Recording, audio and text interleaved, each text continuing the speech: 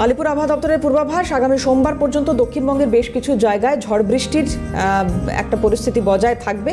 একটু জানার চেষ্টা করব কি থাকতে চলেছে আগামী 3 থেকে 4 দিন, ওয়েদার কি বলছে হাওয়া অফিস।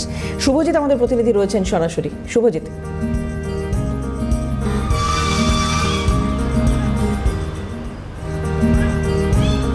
দেখো এবারেতে তোমাকে জানিয়ে রাখি যে আলিপুর হাওয়া অফিস জানাচ্ছে যে দক্ষিণবঙ্গের 7 জেলা, সেই 7 জেলাতেই আর ঝড় বৃষ্টির সম্ভাবনা রয়েছে।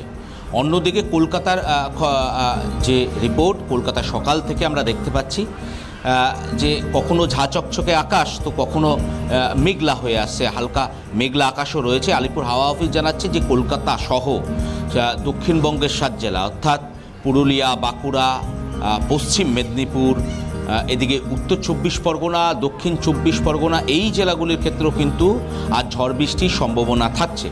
একদিকে যেরকম দক্ষিণবঙ্গের জেলাগুলির ক্ষেত্রে ঝড় বৃষ্টির সম্ভাবনা থাকছে, একই সঙ্গে থাকছে উত্তরবঙ্গের জেলাগুলোর ক্ষেত্রেও।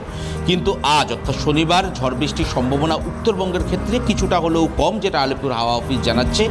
কিন্তু আগামীকাল থেকে উত্তরবঙ্গের জেলাগুলির ক্ষেত্রে কিন্তু ঝড় বৃষ্টির সম্ভাবনা থাকছে। এবং দক্ষিণবঙ্গের জেলাগুলি সম্পর্কে তোমাকে যেমনটা বলছিলাম যে বাঁকুড়া, পুরুলিয়া বা মেদিনীপুর, এই জেলাগুলির ক্ষেত্রে একদিকে যেরকম ঝড় বৃষ্টির সম্ভাবনা থাকছে, একই সঙ্গে কিন্তু শিলাবৃষ্টির সম্ভাবনাও থাকছে। এবং কালবৈশাখীর যে সম্ভাবনা তা তো থাকছেই বলা চলে।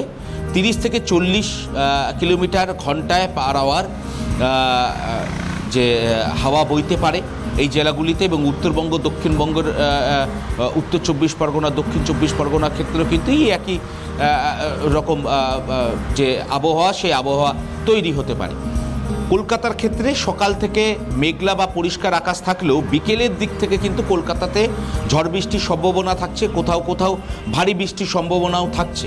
এবং একদিকে দক্ষিণবঙ্গের জেলাগুলির ক্ষেত্রে যেমনটা থাকছে, উত্তরবঙ্গের জেলাগুলির ক্ষেত্রেও হালকা বা মাঝারি বৃষ্টিপাতের সম্ভাবনা আজ থাকলেও কিন্তু আগামীকাল থেকে উত্তরবঙ্গের জেলাগুলির ক্ষেত্রে অনেকটাই বৃষ্টিপাত বাড়বে। এবং জলপাইগুড়ি, মূলত জলপাইগুড়ি, মালদা এবং দিনাজপুর, এই জেলাগুলির ক্ষেত্রে কিন্তু কালবৈশাখীর প্রভাব পড়তে পারে আগামীকাল অনেকটাই বেশি।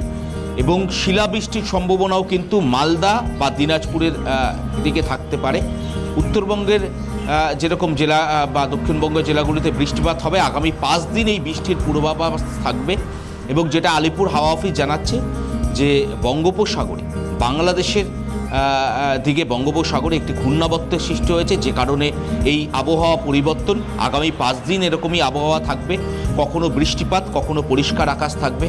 আজকের সর্বোচ্চ তাপমাত্রা কলকাতার যেটা থাকবে 31 ডিগ্রির আশেপাশে এবং সর্বনিম্ন তাপমাত্রা থাকবে 28 ডিগ্রির আশেপাশে। অর্থাৎ তাপমাত্রার যে খুব একটা বড় হেরফের হচ্ছে বা খুব একটা ওঠানামা করবে তা কিন্তু নয়। দেবারত, ধন্যবাদ শুভজিৎ। কথা বলছিলাম, শুভজিৎ ছিলেন আমাদের সঙ্গে সরাসরি।